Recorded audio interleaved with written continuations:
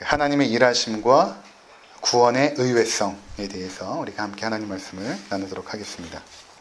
오늘 우리가 이렇게 읽은 이야기는 어떻게 보면 좀 잔인하고 끔찍한 내용인데 사실은 사사기에 들어있는 유머입니다. 희극적인 그런 요소인데 사사기에 과연 유머가 있을까? 심각하고 이 진중한 이 내용 중에 과연 희극적인 요소가 있을까 생각을 하는데 오늘 그러한 내용입니다. 물론 밝고 명랑한 유머는 아니고 좀 우울하고 또 어떻게 보면 좀 잔인하기까지 한 그런 희극인데 이 이야기를 통해서 하나님께서 우리 가운데 분명히 하시고자 하시는 말씀이 있을 것입니다. 우리가 함께 살펴보도록 하겠습니다.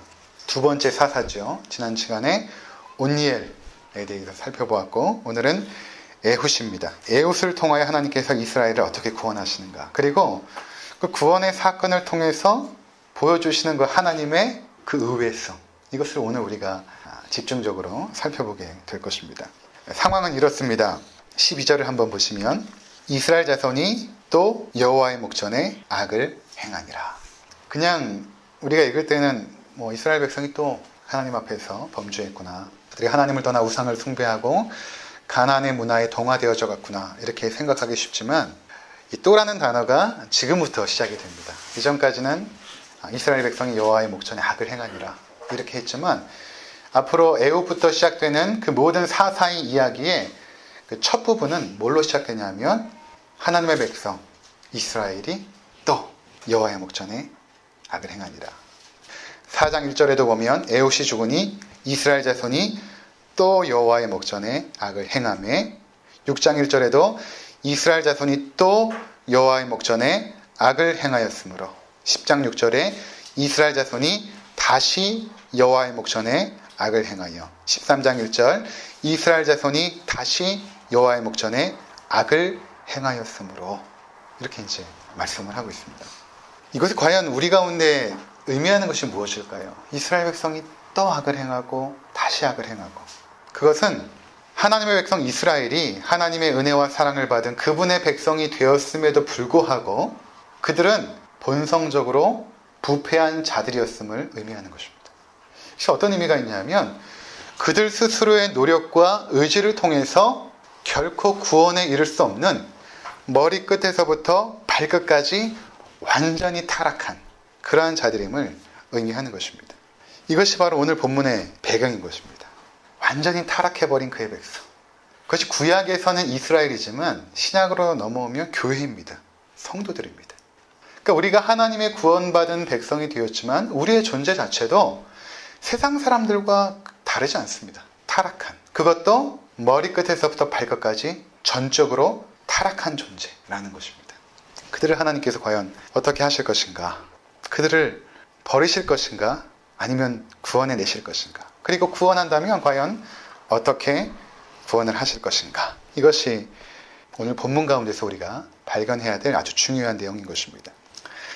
이제 에훗이라는 사사를 세우고 구원을 하는데 전반적으로 나오는 그 모든 내용들이 우리의 예상과 기대를 벗어나 버립니다.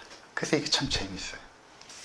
첫 번째로 우리가 발견하게 되는 그 하나님의 일하심의 의외성, 그리고 그분의 구원의 의외성은 무엇인가 하면 이방 민족을 강성하게 하시는 그 의외성입니다.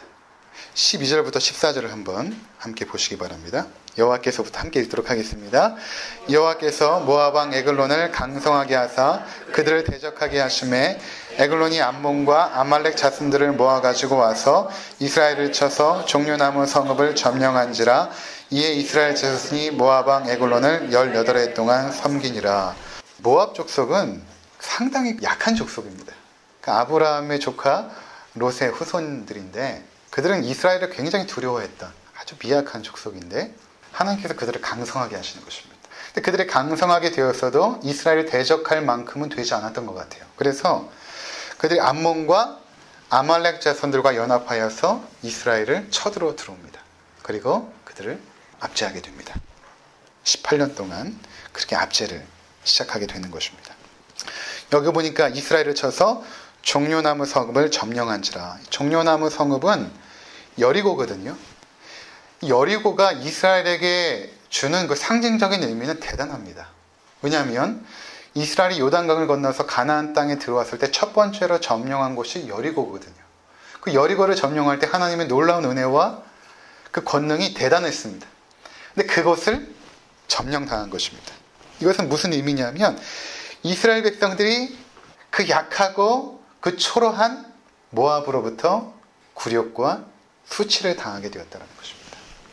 그 지경으로 추락하게 된 것입니다. 근데 이것을 누가 한 것인가? 12절에 보면 여호와께서 모압 왕 에글론을 강성하게 하셨다. 여기서 우리가 하나님의 일하심의 의외성을 첫 번째로 발견하게 되는 것입니다. 우리가 이제 쉽게 생각할 때는 하나님은 우리가 뭔가 하나님 앞에 X라는 행동을 하면 Y라는 대답을 주시는, 내가 뭔가 하나님을 기쁘시게 하면 하나님은 당연히 나에게 축복을 주셔야 되고, 내가 잘못하면 하나님은 징계를 내려주셔야 되는 그런 하나님으로 여기기 쉽죠. 대부분 그렇게 생각을 합니다. 근데 성경에서 보여지는 하나님은 그것을 넘어서 계십니다. 우리가 이것을 보통 인과응보라고 하는데, 하나님은 인과응보를 초월하여서 일하십니다. 이것을 여러분들이 잘 이해할 필요가 있습니다. 모압의 입장에서 봤을 때 그들이 강성케 된 것입니다. 오늘날로 말하면 하나님을 믿지 않고 사악하고 죄를 많이 짓는 누군가가, 그 가정이 뭔가 강성하게 되는 것입니다. 돈도 많이 벌고 건강하고 자녀들도 잘 되고. 그러니까 이러한 인과응보 또는 하나님에 대한 인식을 공식화시켜버리면 여러분들이 신앙생활을 하고 또 하나님을 이해함에 있어서 굉장히 이해할 수 없는 현상들이 많이 생겨버립니다. 하나님 앞에 충성하고 헌신하고 했던 가정이 어느 날 망하기도 하고, 평생 단칸방에서 헤어나지 못하는 가난에 시달리기도 하고, 아주 지독한 병을 얻게 되어서 고통 속에 죽어가기도 하고. 그때 성도들이 생각을 할 때는 하나님 왜 이러실까? 오히려 저 사악하고 악랄한 저 죄인들은 왜 잘 나가고, 왜 저렇게 신실했던 성도님들은 저렇게 어려울까? 이해가 되지 않죠. 그래서 왜 그런가 하면 하나님은 우리의 기대와 생각을, 우리 이성을 초월해 계십니다. 우리가 생각할 때 하나님을 마치 공식적인 틀에 가둬버리기를 잘하죠. 그게 이제 쉽기 때문입니다. 하나님을 이해함에 있어서. 그것이 하나가 인과응보라는 틀이죠. 하나님을 공식화해버린 것입니다. 근데 그것은 하나의 질서이고 하나의 법이지 인격이 아닙니다. 그래서 세상의 모든 신들은 인격적이질 않아요. 그냥 인간이 생각해낸, 인간의 머릿속에서 나온 구상해놓은 어떤 질서이고 법입니다. 세상의 모든 신들이 그래요. 그런데 하나님은 우리가 이해하기가 어렵습니다. 우리 이성과 생각을 초월해 계세요. 삼위일체를 여러분 어떻게 이해하겠어요? 인간의 머릿속에서 나올 수 없는 것이거든요. 그래서 이해할 수도 없습니다. 그래서 하나님의 일하심이 이제 나타나게 될 텐데 다 우리의 기대와 생각을 다 벗어나 계시는 것입니다. 하나님은 인격이시기 때문에 그 인격의 특징은 자유함입니다. 자유함. 생각과 선택과 판단의 자유함. 이럴 땐 이렇게 할 수 있고 저럴 땐 저렇게 하실 수 있는 자유가 있는 것이 인격이죠. 그런데 앞으로 성경 전체에서 나타나는 그 하나님의 그 자유함이 때로는 어떤 사람들에게 분노를 일으키기도 합니다. 예를 들어서 하나님은 전적으로 타락한 우리들 가운데 어떤 이들을 선택해내시죠. 무조건적인 선택이라고 말합니다. 하나님의 아무런 조건도 없이 하나님은 이스라엘 백성을 그냥 선택해버리십니다. 그리고 그들을 하나님의 백성으로 삼아버리시죠. 하나님은 우리도 선택하셨어요. 그러면 선택받지 못한 입장에서 하나님 왜 그러십니까? 왜 저 사람은 선택하고 왜 나는 선택하지 않으십니까? 라고 말할 때 하나님의 대답은 이것입니다. 나에게 그럴 자유가 있다는 것입니다. 내가 그들을 선택하여 그들을 축복할 자유가 내게 있다. 로마서에서는 토기장이가 하나는 귀 쓸 그릇을 만들고 하나는 천하게 쓸 그릇을 만들 권한이 없겠느냐 이렇게 말하죠. 근데 피조물들은 자꾸 하나님 앞에 대드는 것입니다. 하나님 저 사람은 저렇게 지혜롭게 만드시고 나는 이렇게 우둔하게 만들었습니까?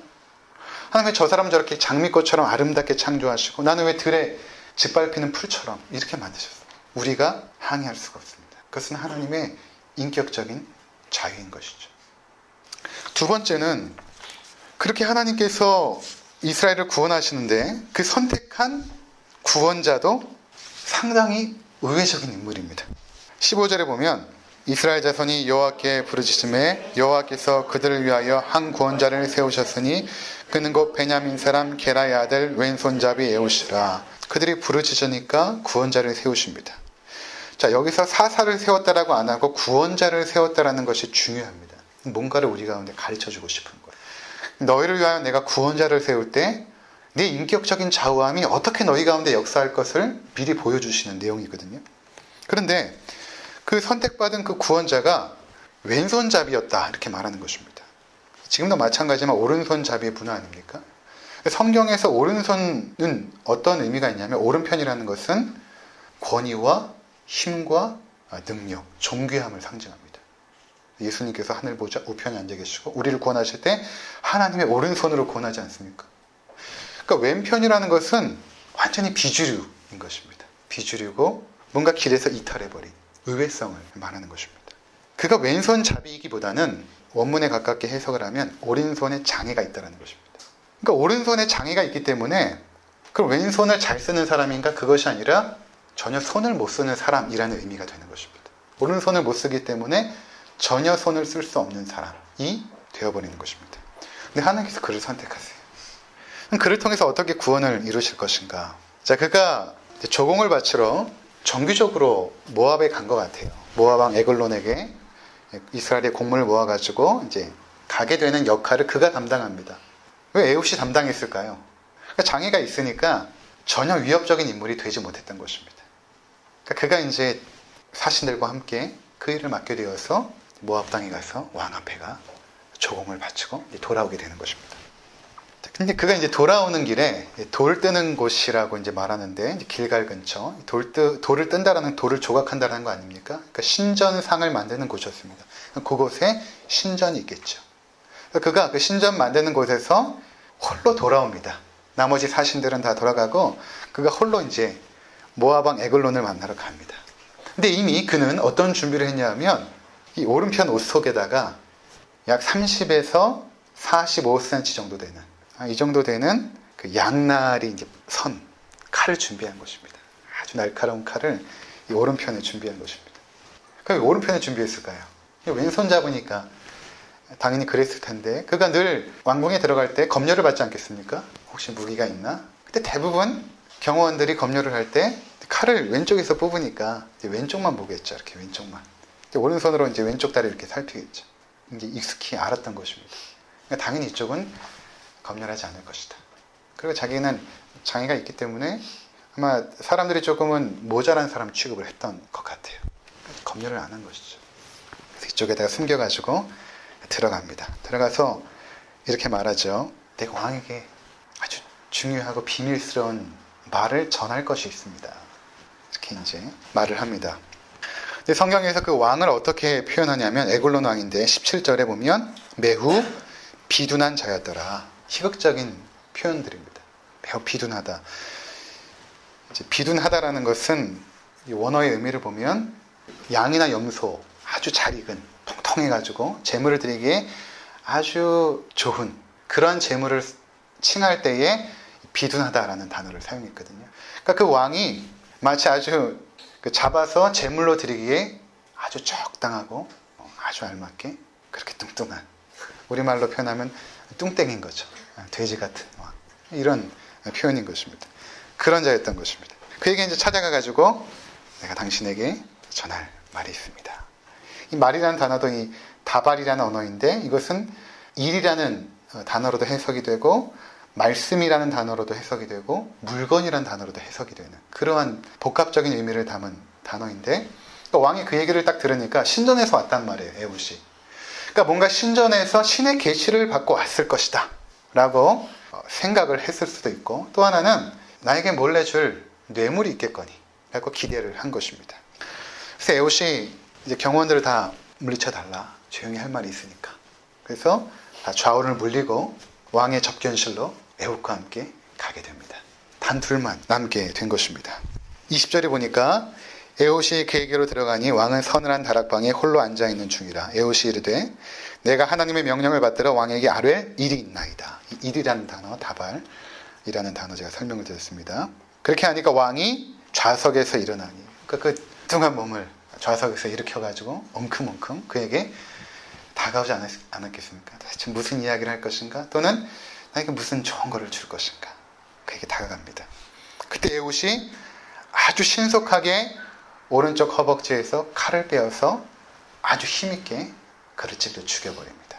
21절에 이렇게 말합니다. 에훗이 왼손을 뻗쳐 그의 오른쪽 허벅지 위에서 칼을 빼어 왕의 몸을 찌르매 칼자루도 나를 따라 들어가서 그 끝이 등 뒤까지 나갔고 그가 칼을 그의 몸에서 빼내지 아니하였으므로 기름이 칼날에 엉켰더라. 얼마나 힘있게 찔렀던지 칼집이 그의 몸에 꽂힐 정도. 근데 여기서 우리말 성경에는 기름이 칼날에 엉켰더라 이렇게 말하지만 이것도 어떤 의미냐면 그의 몸에서 배설물이 나왔다는 것입니다. 배설물도 제가 점잖게 표현한 거지 똥이 나왔다는 것입니다. 이것도 굉장히 희극적인 요소를 담고 있는 것입니다. 자, 그런 가운데 에훗은 신속하게 도망쳐 나옵니다. 그리고 신하들은 독대가 끝나고 나서 이제 왕을 아련하려고 가는데 냄새가 나는 거예요. 배변 냄새가 나고. 아, 왕이 지금 발을 가리우신다. 발을 가린다는 것은 왕이 지금 용변을 보고 있구나. 냄새가 진동하니까 그렇게 생각을 한 것입니다. 그리고 그들이 밖에서 이제 기다리는 거예요. 왕은 이미 죽어 있는데 에훗은 도망간 상태였던 것입니다. 그러고 나서 에훗이 돌아와서 나팔을 불어 군대를 모으고 모압을 쳐들어가 그들을 진멸하는 내용이 이후에 기록이 되어 있습니다. 그리고 나서 80년 동안 이스라엘에 평안이 찾아왔다. 이런 내용인 것입니다. 우리가 생각할 때는 하나님의 명령에 순종하여 거룩한 전쟁을 통하여 승리할 것을 기대했지만 내용은 전혀 그게 아니었습니다. 그는 자객이 되어서 비겁한 방식으로 에훗 왕을 잔인하게 죽인 것입니다. 자, 우리의 관심은 이러한 사건이 왜 여기에 기록되어서 우리에게 하나님의 말씀을 전하고 있는가 하는 것입니다. 그것은 바로 초대에 말씀드린 것처럼 하나님의 구원이나 그분의 일하심의 자유함, 인격적인 자유함입니다. 그분의 일하심의 자유함이 우리 가운데 나타날 때는 굉장히 의외적이고 낯설어 보입니다. 그래서 하나님께서는 이미 이러한 사건을 통해서 내가 너희, 전적으로 타락한 너희 가운데 일으킬 구원이라는 것은 너희가 전혀 생각하지 못하는 의외의 방식으로 나타날 것임을 미리 예고하신 것입니다.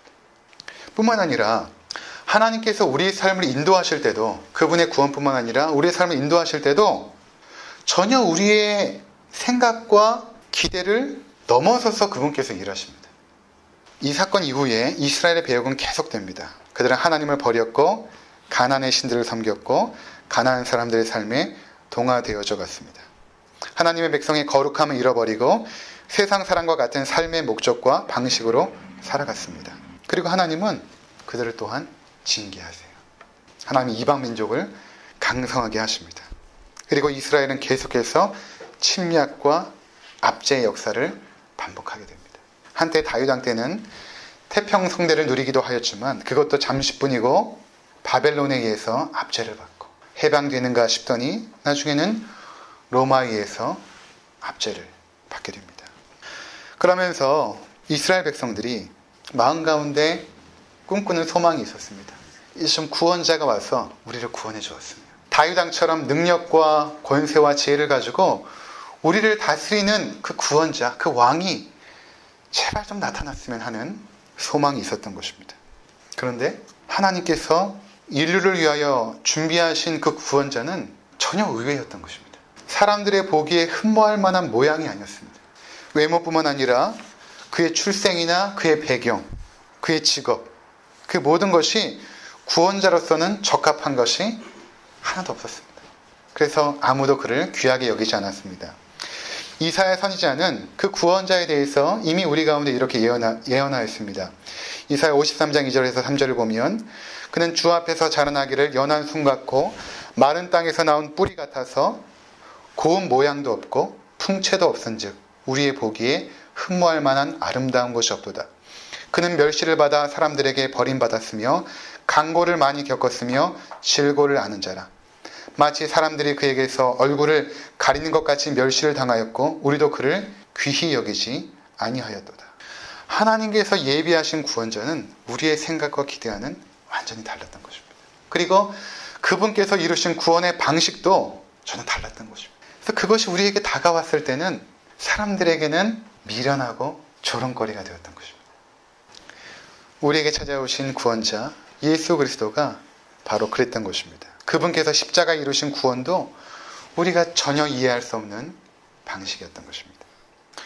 이것은 그분의 구원뿐만 아니라 우리의 삶도 마찬가지입니다. 우리의 삶이 우리가 전혀 생각하지 못하는 방식으로 인도함을 받습니다. 여러분 한번 돌이켜보시기 바랍니다. 여러분들이 과연 계획하고 생각하고 기대한 방식으로 여기까지 왔습니까? 우리의 생각을 초월하고 우리의 상상을 넘어서는 방식으로 우리에게 다가온 것입니다. 이게 왜 중요한가 하면 우리가 과연 무엇을 기대하고 목적 삼아 살 것인가 하고 연관이 되어 있어요. 왜냐하면 우리는 여전히 세상 사람들이 추구하는 것들을 동일하게 추구하고 그들이 살아가는 방식을 동일하게 가지고 살아갑니다. 이것이 반복적으로 우리 삶 가운데 나타납니다. 그런데 초대교회 성도들을 보면 이러하였습니다. 우리가 잠깐 찾아보겠습니다. 고린도후서 6장 3절에서 자, 이 말씀을 여러분 잘 보시면 하나님의 백성이 어떻게 살아가고 있는가? 환난이 있고 궁핍이 있습니다. 고난이 있고 매맞음이 있고 갇힘이 있습니다. 왜 하나님의 자녀들이 무명하고 이름이 없고 징계를 받은 자 같고 근심하는 자 같고 가난한 자 같을까요? 여러분 이것을 어떻게 설명하시겠습니까? 오늘날 많은 기복주의자들이 이야기하는 예수 믿고 만사형통하고 건강하고 사업이 잘 되고 잘 된다라는 것을 이 말씀을 놓고 보았을 때 우리가 어떻게 과연 해석을 하나님은 공식화시킬 수 있는 분입니까? 내가 충성하면 축복을 주고 내가 잘못하면 징계하는 그러한 질서이고 그러한 법입니까? 아닙니다. 그의 백성들에게 가난을 주고 질병을 주고 환난을 주고 세상에 아무런 이름 없이 죽어가게 만듭니다. 이게 무슨 말인가 하면 초대교회 성도들, 하나님을 믿는 백성들, 예수 그리스도의 자녀들이 세상 사람들이 목적하고 추구하는 것과는 전혀 다르게 살았다는 것입니다. 그것이 그들의 삶을 규정하지도 않았고 그들의 삶에 영향을 끼치지도 않았다는 것입니다. 그들의 삶을 흔들 수가 없는 거예요. 세상 사람들은 부함이나 건강이나 어떤 직분이나 명예에 그들의 삶이 위축이 되고 흔들리기도 하고 일희일비하지만 하나님을 믿는 백성들은 그것과 전혀 상관없이 살다라는 것입니다. 그래서 이렇게 말하죠. 무명한 자 같으나 유명한 자요, 죽은 자 같으나 보라 우리가 살아있고 징계를 받는 자 같으나 죽임을 당하지 아니하고 근심하는 자 같으나 항상 기뻐하고 가난한 자 같으나 많은 사람을 부유하게 하고 아무것도 없는 자 같으나 모든 것을 가진 자로다. 그들이 모든 것을 가졌기 때문에 흔들리지 않았던 것입니다. 사람들이 생각할 때 모든 것이라는 것은 세상이 줄 수 있는 물질과 명예와 쾌락을 말하겠지만 그리스도인은 그 보화를 발견한 것이죠. 그 모든 것. 그것이 어디 있습니까? 예수 그리스도 안에 있었던 것입니다. 예수님께서 탕자의 비유를 하십니다. 우리가 잘 알죠. 동생이 돌아와가지고 송아지를 잡고 잔치를 베풉니다. 형이 이제 밭에서 일하고 돌아오는데 막 잔치 소리가 나는 거예요. 도대체 이게 무슨 일인가 우리 집에. 종에게 물어봤더니 동생이 돌아왔습니다. 아버지가 너무 기뻐서 잔치를 벌였습니다. 그랬더니 형이 화가 난 것입니다. 잔치에 참석하지 않는 거예요. 그러니까 아버지가 형을 데려 나갑니다. 큰애야 왜 들어오지 않느냐. 이 기쁨의 잔치에 왜 참여하지 않느냐. 형이 말합니다. 아버지 저 자식은 아버지의 재산을 가지고 나가서 창녀들과 가지고 놀았습니다. 아버지가 징계해야죠. 그 당시에 돌에 맞아 죽을 죄입니다. 근데 아빠가 형에게 이런 말을 해요. 뭐라고 말하냐면 얘야 너는 항상 나와 함께 있으니 내 것이다 내 것이 아니냐. 이 말씀의 영광을 여러분들이 깨달아야 됩니다. 우리가 무명한 자 같고 가난한 자 같고 아무것도 없는 자 같으나 네가 내 안에 있으니 내 것이 다 내 것이 아니냐. 그것을 여러분들이 진심으로 믿고 고백할 때만이 이 세상에 흔들리는 것에 여러분의 삶이 요동치지 않습니다. 그게 안 되니까 자꾸 세상의 문화로 들어가는 거예요. 보기 좋으니까. 아버지 품에 있는 한 모든 것이 우리 것이죠. 그래서 모든 것을 가진 자들은 비교하지 않습니다. 그들과 가는 길도 달라요. 근데 우리는 자꾸만 우리 자녀들에게도 그 길에 같이 세우고 같이 비교합니다. 가는 길이 다른데도 불구하고. 내가 그래서 자녀들에게도 그렇게 요구하는 거예요. 하나님의 이런 의외성이 그분의 인격의 그 자유함 그리고 그 의외성이 우리 가운데 보여주는 것은 너희가 지금 생각하고 기대하는 삶이 내가 원하는 삶이 아니라는 것입니다. 하나님이 원하는 삶이 아니라는 거예요. 그거는 너희들이 만들어 놓고 설정해 놓고 추구하는 우상 숭배의 삶이다 라고 말씀하는 것입니다. 내가 너희를 구원하는 방식이나 내가 너희의 삶에 역사하는 모든 방식은 너희의 생각과 기대를 초월할 것이다. 하나님 앞에 승리는 아무것도 아니에요. 하나님 앞에 이 땅에서 성공하고 잘 먹고 잘 살고 명예를 얻고 하는 것은 아무것도 아니에요. 그것은 하나님께서 오른손에 장애가 있는 에봇을 통해서도 이룰 수 있는 일입니다.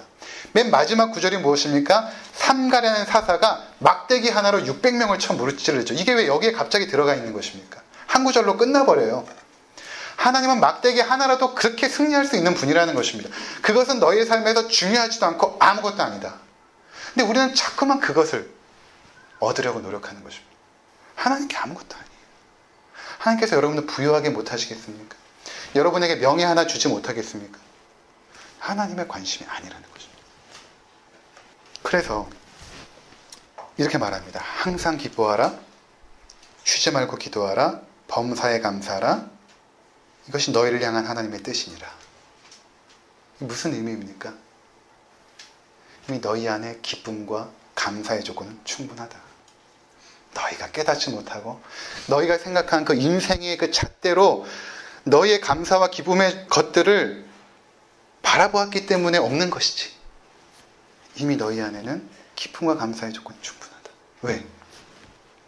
아버지 것이 다 네 것이 아니냐. 그렇게 말씀하시는 것입니다.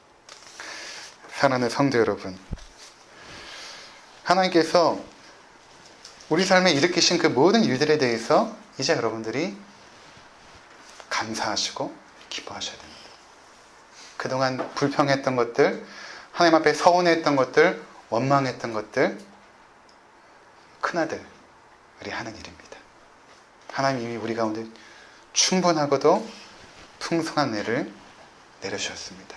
그 은혜 감사하면서 사시는 우리 모든 성도님들 되시기를 주의 이름으로 축원을 드립니다. 기도하시겠습니다.